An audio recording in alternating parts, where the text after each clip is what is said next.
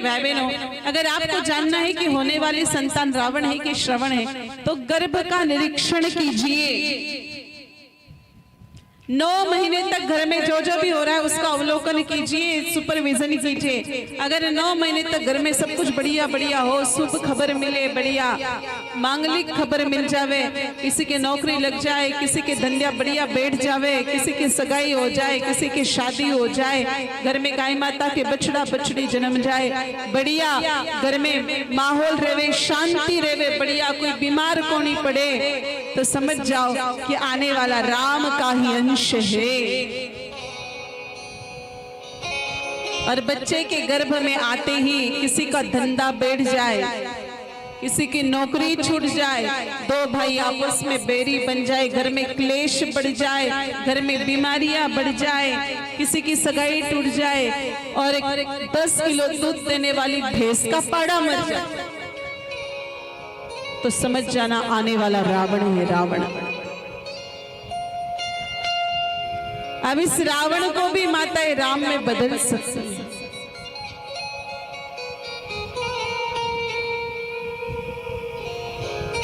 अब माता सोच रही होगी कि महाराज माँ तो कहीं जाना, हम तो कैसे बदले, आने वाली संतान कैसी होगी, या तो भगवान जाने या तो खानदान जाने, माँ तो कहीं जाना महाराज।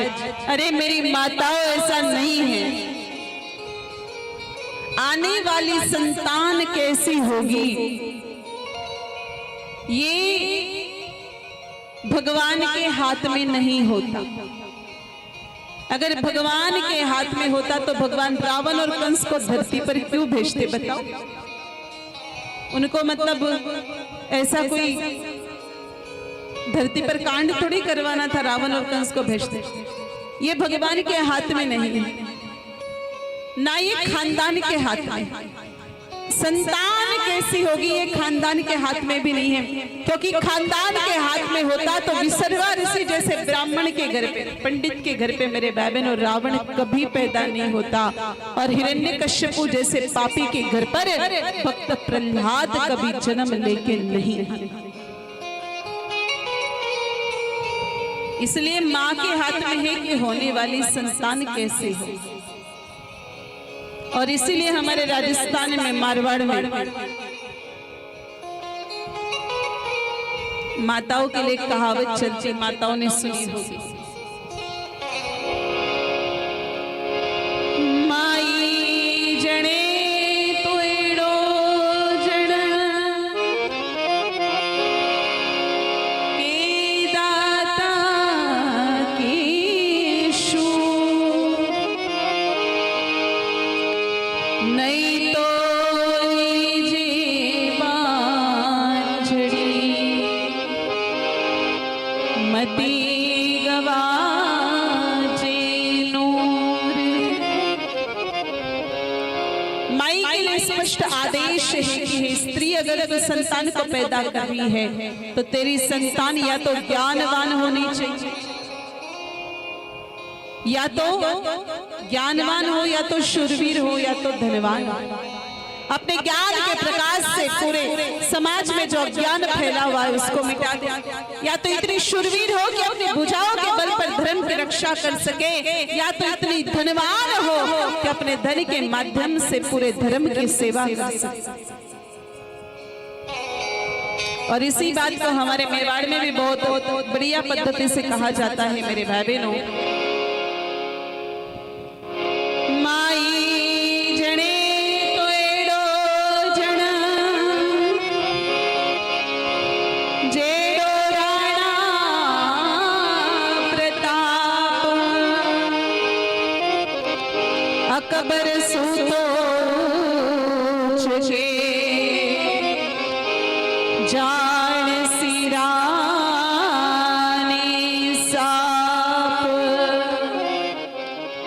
मेरे भाई बहनों, वो मेवाड़ की महारानी के कोख का ही प्रताप था कि दिल्ली के तख्त को ताज की हुकूमत संभालने वाला वो बादशाह अकबर भी चैन से नींद नहीं ले पाता था। तो ये माँ के हाथ में है कि औलाद कैसी होनी चाहिए। देखो औलाद ऐसी हो जो पिता के नाम को भी आगे बढ़ा और पिता के काम को भी आगे बढ़ा।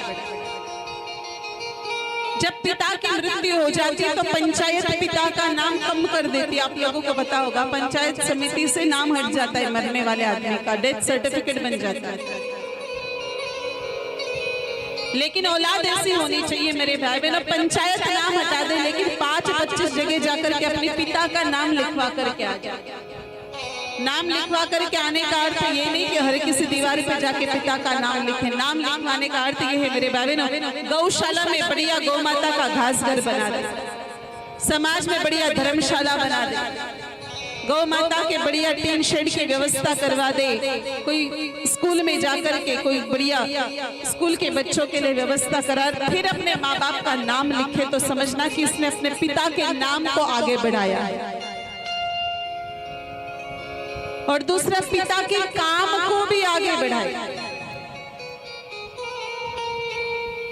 मेरे भाई बहनों, पता चला कि दादाजी के तो बहुत बड़ी सीमेंट की फैक्ट्री थी, फिर पिताजी के तो सीमेंट की दुकान थी, और आजकल पोताजी तो जगह जगह साइटों पर तगारियां तोड़ते फिर रहे। ऐसी औलाद को पैदा करके क्या मतलब है मेरे भाई बहनों? कोई मतलब नहीं। तो माताओं ध्यान दीजिए, औलाद कैसी होनी। गर्भवती नारियों के लिए पयोव्रत बताया जाता है। भागवत जी में पयोव्रत बताया है। जब दक्ष प्रजापति की 2 बेटियां अदिति और अदिति, जिनका ब्याह हुआ था कश्यप ऋषि के साथ, एक ही पिता की औलाद, एक ही पति को ब्याही, लेकिन एक के तो हिरण्याक्ष हिरण्यकश्यप जैसे राक्षस पैदा हुए और दूसरी के कुबेर इंद्र जैसी औलाद पैदा हुई। तो दीदी दुखी होकर के अपने पतिदेव के पास जाकर के कहने लगी कि पतिदेव,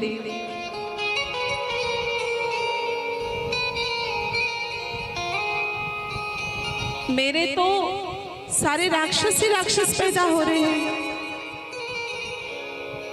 और मेरी बहन के तो सारे देवता ही देवता पैदा हो रहे हैं।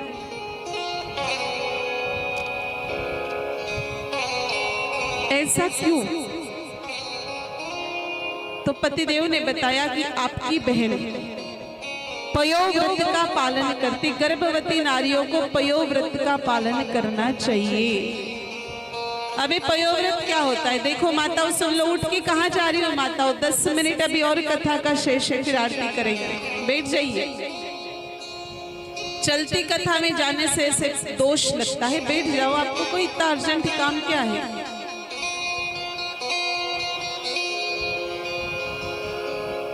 पयोव्रत धर्म में नारी को झूठे मुंह नहीं सोना चाहिए। गर्भवती नारी जो होती ना, उसको कभी भी झूठे मुंह नहीं सोना चाहिए। अब बहुत सारी बहनों को दिन भर कुछ ना कुछ खाने की आदत रहती, जैसे बकरी चढ़ती रहती ना, वैसे बहनें भी कुछ ना कुछ खाती रहती। फिर हर बार वो अपने मुंह को साफ नहीं कर सकती, कुल्ला नहीं कर सकती। इसलिए गर्भावस्था में तो मुंह साफ करके ही सोना चाहिए। दूसरा, जिस घर में गर्भवती बहन बैठी उस घर में कभी बर्तन झूठे नहीं रहने चाहिए। रात को तो भूल के भी नहीं, यहाँ तक कि एक चम्मच भी झूठी नहीं छोड़नी चाहिए। हमारी माताओं को देख लो, रात के जो खाने के बर्तन होते वो भी दूसरे दिन मांजती है। तीसरा, गर्भवती नारी को खुले बाल छोड़ के नहीं घूमना चाहिए। आजकल तो सब खुले बाल का फैशन आ गया। चौथा, गर्भवती नारी को अच्छे ग्रंथ पढ़ने चाहिए। और पांचवा, गर्भवती नारी को वेद व्यास जी महाराज होते तो वो खुद ही बता देते उस समय, लेकिन अब वो नहीं है। इसलिए उनकी तरफ से मैं ही बता रही हूँ कि गर्भवती नारी को इंस्टाग्राम, फेसबुक, यूट्यूब कुछ नहीं चलाना चाहिए। गर्भावस्था में इन सबको छोड़ देना चाहिए, क्योंकि गर्भावस्था में नारी जो जो भी करती उसका इफेक्ट होने वाले संतान पर आता है। आजकल ये केवे नहीं छोरा छोरी कि देखो तो टाबर तो मोबाइल चला लेवे, टाबर तो बढ़िया बटन दबा लेवे, ये तो फोटो खींच लेवे, ये तो वो चला लेवे, ये तो वो चला लेवे। क्योंकि भाई टाबर की ट्रेनिंग तो 9 महीने तक माताजी ने कर ली ना गर्भावस्था में। और जो दुनिया का कोई भी एजुकेशन सेंटर नहीं सिखा सकता, वो 9 महीने तक माँ का गर्भ सिखाता है। और इसीलिए गर्भावस्था में इन बातों का ध्यान रखना चाहिए। गर्भवती नारी को ये बात तो ध्यान देनी है, लेकिन अभी 3 नियम हमारे पूज्य गुरुदेव बताते हैं। पहला नियम, रोजाना सुबह उठ करके हाथ की चाकी पर, हाथ की घट्टी पर अनाज पीसना चाहिए। या कितने घरों में हाथ की घट्टी या चाकी है, जरा हाथ ऊपर करिए। हमारे मीठड़ी की कितनी बहनें रोजाना सुबह हाथ की चाकी पर अनाज पीसती, जरा हाथ ऊपर करिए।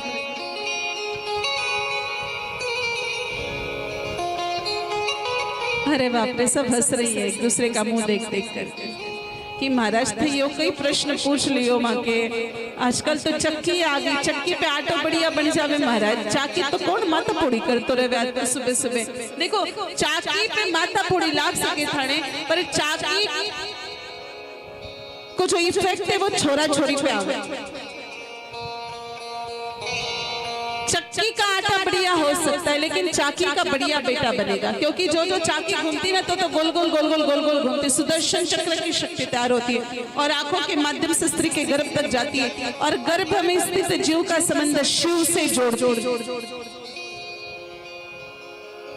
जो चाकी घूमती तो गड़गड़ गड़गड़ गड़गड़ की आवाज आती है। ये गड़गड़ाहट भी कोई साधारण आवाज नहीं, तो ब्रह्मनाद है जो कर्ण मार्ग से स्त्री के गर्भ तक जाता, गर्भ में स्थित जीव का संबंध शिव से जोड़ता है। और मेरे भाई बहनों, इतना ही नहीं, जो जो चाकी घूमती तो माताओं के मुख से भगवान के भजन निकलते। आप लोगों ने आज तक देखा कोई औरत हाथ की गट्टी पर अनाज पीस रही और फिल्म के गाने गा रही है? कौनी मुंडा से तो भगवान का भजन निकल सी। तो भाई देखो 9 महीने तक आंखों में सुदर्शन चक्र घूम रहा है, कानों में ब्रह्मनाद गूंज रहा है और मुख से भगवान का भजन निकल रहा है। तो ऐसा तो गर्भ के बच्चे पर असर तो आएगा ही ना।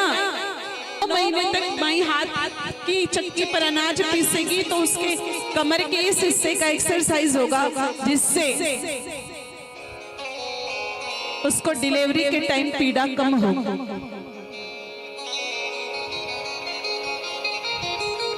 दूसरा काम, उस बहन को, उस अनाज को गौ माता को जिमा के गौ माता की परिक्रमा करनी। और देखो परिक्रमा का बहुत महत्व है। देखो हम लोग मंदिर जाते तो मंदिर की परिक्रमा करते कि नहीं करते? बिल्कुल करते हैं। हमारे यहाँ तो नदियों की भी परिक्रमा की जाती, बोलो की जाती कि नहीं की जाती? नर्मदा माता की कितनी लंबी परिक्रमा लगती। इतना ही नहीं मेरे भाई बहनों, हमारे यहाँ तो पर्वतों की, पहाड़ों की भी परिक्रमा लगाई जाती है, गिरिराज की भी परिक्रमा देते।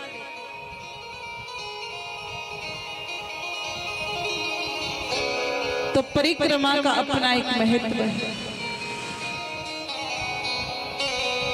अगर कोई गर्भवती नारी गौ माता की परिक्रमा करे तो गौ माता की सारी दिव्य शक्तियां उसको प्राप्त होती। तीसरा,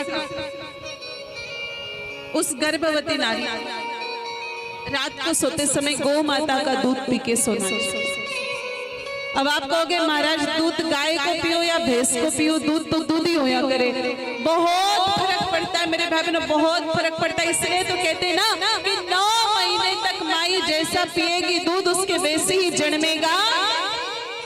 बोलो पूत। अरे भोजन का कितना फर्क पड़ता है मेरे भाई बहनों।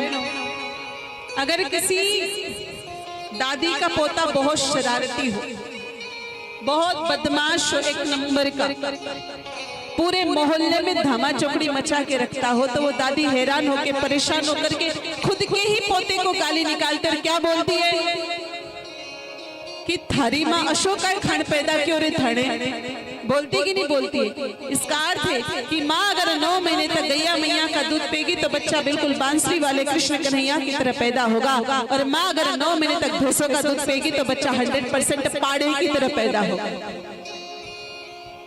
और बोलो पाड़ा कभी किसी की सुनता है क्या? आप रास्ते से गाड़ी लेके जा रहे हो, आगे गौ माता बैल भगवान भैंस और पाड़ा चल रहा हो, हॉर्न बजाने के बाद गाय माता और बैल भगवान तो एक साइड से ले जाते और भैंस और पाड़ा बीच के बीच खड़ा रहता है, किसी के बाप की नहीं सुनता है। तो भैंसों का दूध पी करके आपके बच्चे भी आपके नहीं सुने, इसमें कोई बहुत बड़ी बात नहीं है। इसलिए 9 महीने तक भाई गाय माता रोई दूध पीणो चावे।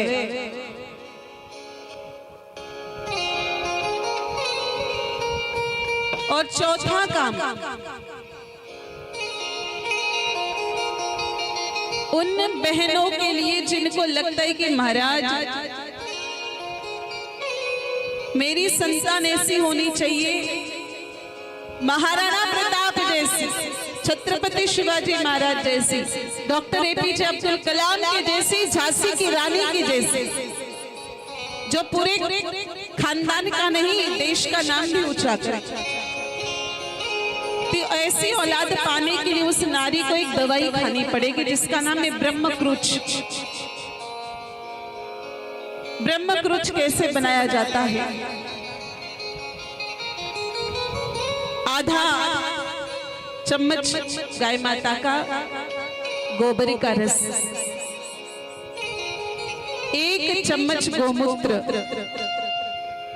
2 चम्मच गाय माता का गरम किया हुआ घी, 4 चम्मच गौ माता का दही और 8 चम्मच गाय माता का कच्चा दूध और थोड़ा सा उसमें डाब का पानी मिलाना है।